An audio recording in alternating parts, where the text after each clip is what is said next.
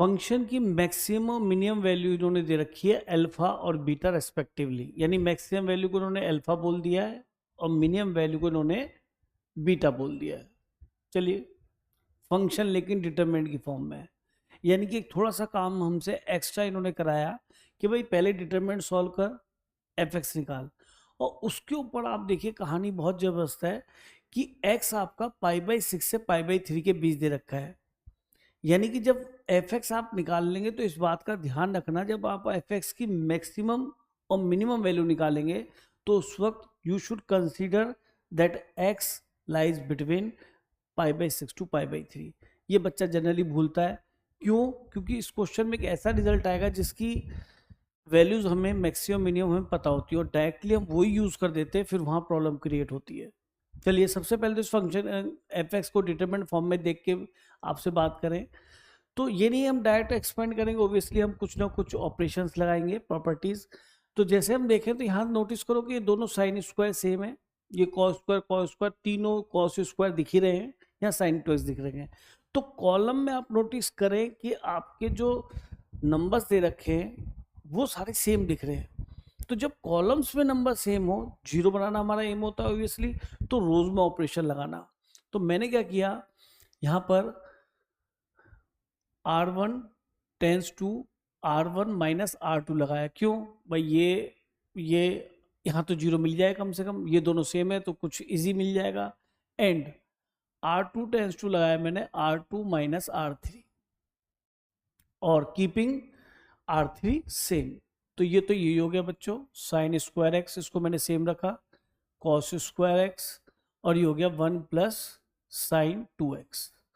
तो R1 minus R2 करेंगे तो यहाँ पे 1 दिखाई देगा, दिस माइनस दिस करेंगे तो यहाँ पे आपका -1 आ जाएगा, दिस माइनस दिस करेंगे 0, अच्छा है 0 है, this minus this 0, this minus this 1 and this minus this sine 2x तो कट जाएगा, -1 ही आएगा। चलिए, 2 0 एक रो या एक कॉलम में तो नहीं आई, पर इतना कन्फर्म है कि बहुत हल्का सा बन गया है फंक्शन, इसको हम जल्दी से एक्सपेंड कर सकते हो। तो एक काम करते हैं, फर्स्ट रो से एक्सपेंड कर लेते हैं। तो 1 इंटू यहाँ से क्या दिखाई देगा, कैंसिल करेंगे तो 1 plus sign 2x plus cos square x, फिर -1 आएगा तो -1 क्या, एक माइनस साइन आ रहा होगा, इसका साइन इस प्लेस का -1 बनता है, इसको फिर कट करते हैं 0 और ये हो गया sine square x, minus minus plus. तो रिजल्ट आपका मिल गया बेटा, sine square x plus cos square x 1 आ गया, और 1 प्लस 1 2 हो गया, 2 plus sign 2x, that is our F x.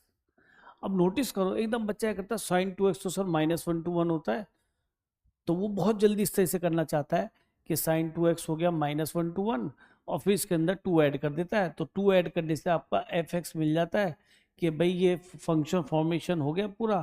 तो 2 ऐड करने से तो ये पता पड़ा मैक्स वैल्यू 3 और मिनिमम वैल्यू 1 ले लेता है। अरे भाई, इस चीज़ का ध्यान रखिए कि यहाँ कुछ मिस्टेक हो गई है, आपको x कहाँ से कहाँ तक दे रखा है, +π/6 से लेके +π/3 तक, ठीक है, तो सही है। हमें तब देखना है कि साइन 2x कहाँ से कहाँ तक जाएगा।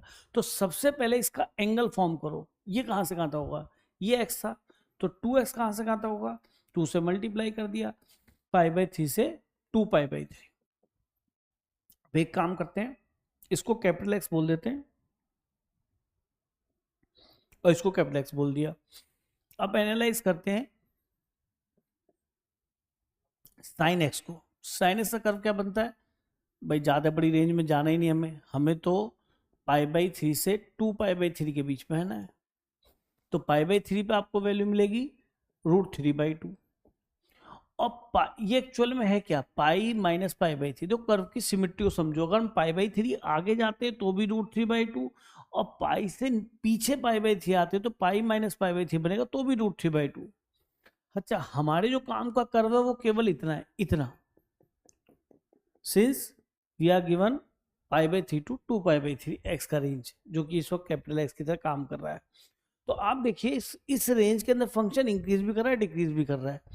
तो आप ऐसा नहीं कह सकते सबसे छोटी वैल्यू सर 0 ही होगी, अरे 0 क्यों होगी, ठीक है, या सबसे बड़ी वैल्यू आपको π/3 पे मिलेगी, अरे सबसे छोटी π/3 और 2π/3 पे मिल रही है। तो यहाँ कंफर्म हो गया कि सबसे बड़ी वैल्यू आपको यहाँ पे π/2 पे 1 मिलने वाली है। तो इसका मतलब जो साइन 2x है आपका सबसे छोटी वैल्यू दोनों पे ही देगा, वो जो भी देगा वो कितनी है, √3/2। ठीक है जी, सबसे छोटी वैल्यू, और फिर सबसे बड़ी वैल्यू मिलेगी आपको 1। तो ये sin 2x का हाल क्लियर हो गया। अब यहाँ पे क्या देखना है, 2 और ऐड करना है, पूरा फंक्शन तैयार हो जाएगा। 2 ऐड कर लिया जी, √3/2 प्लस 2, और यहाँ पे sin 2x प्लस 2, पहले 2 लिख लो, कोई फर्क नहीं पड़ता, जरा सेम दिखने लगेगा, और कुछ 3। तो दिस इज अवर fx। तो fx का रेंज हमें क्लियर हो गया सर, यहाँ से यहाँ तक है। अब इन्होंने क्या कहा, alpha and beta respectively maximum, तो this is our alpha and this is our beta. अब रह गया मेहनत वाला काम, थोड़ी मजदूरी कर लेते हैं। अब इन्होंने जो ऑप्शन चेक करें, देखो क्वेश्चन में अल्फा बीटा निकालना था, वो मैं निकाल दिया, मैक्सिमम मिनिमम। अब तो केवल चेक करना है कौन सा ऑप्शन ट्रू होगा। अब एक चीज बताइए, अगर मैं alpha square plus beta square करूंगा तो 2ab में √3 दिखाई दे जाएगा, तो ये ऑप्शन नहीं हो सकता। श्योर श्योर है ना। तो अब दूसरे ऑप्शन पे जाएं, तो अल्फा स्क्वायर माइनस दिस, जब माइनस दिस करेंगे, जब देख लें alpha square minus beta square क्या बनने वाला है, तो ये तो हो गया 9 माइनस, और ये बनेगा बेटा बीटा क्या है, √3/2, चेक तो करना ही पड़ेगा, प्लस 2 का होल स्क्वायर। तो एक चीज बताइए, ये माइनस का 2ab आएगा, माइनस का 2ab जिसके साथ √3 दिखाई देगा, कि सर वो नेगेटिव दिख ही नहीं रहा, तो ये भी पॉसिबल है कि नहीं होगा। अब ये दो ऑप्शन आए, अब इसमें चेक करने से पहले देखो कंप्लीट मैंने इसको भी चेक नहीं करा, आप समझ गए हो क्यों। अब एक काम करते हैं, बीटा स्क्वायर माइनस दिस निकालना है। अच्छा, दोनों की वैल्यू ही 19/4 दे रखी है, तो चलो कोई बात नहीं, बीटा स्क्वायर माइनस 2√α। अच्छा जी, बीटा स्क्वायर तो ये है, तो कर लेते, नीचे वाला चेक कर रहे हैं बेटा, भी ऊपर से दो तो चेक कर लिए। तो ए स्क्वायर तो हो गया 3/4, मैं होल स्क्वायर कर रहा हूँ, ए स्क्वायर प्लस बी स्क्वायर, और माइनस 2ab आएगा, प्लस 2ab आएगा ना, प्लस 2ab बाद में आया माइनस, तो 2ab कितना हो जाएगा आपका, 2√3 माइनस इसका ट्वाइस का रूट, तो ये तो कैंसिल हो गया, 4 चौक 16 और 3 19, 19/4। तो चलिए ये ऑप्शन बिल्कुल फिट बैठ गया अपने आप ही, तो ऑप्शन नंबर यहाँ पे डी आपका करेक्ट हो जाता है। तो ये वहाँ पर ये ऐसा क्वेश्चन था जो डुएबल था बिल्कुल। इतना तो हर बच्चा जो है जेईई मेन के हिसाब से, एडवांस के हिसाब से इतना करके ही जाता है कि भाई डिटरमिनेंट को थोड़ा बहुत एक्सपेंड करना पड़ जाएगा मैक्सिमम मिनिमम वैल्यू के साथ। लेकिन इस क्वेश्चन में थोड़ा ज़्यादा कर दिया कि बच्चे को फंक्शन इंक्रीजिंग और डिक्रीजिंग दोनों दे दिया, और sin 2x एक इजी फंक्शन दे दिया ताकि वो मिस्टेक करे, एकदम -1 2 बन जाए, इस पर कई बार ध्यान नहीं जाता। तो ये अच्छा क्वेश्चन है, इजी क्वेश्चन है।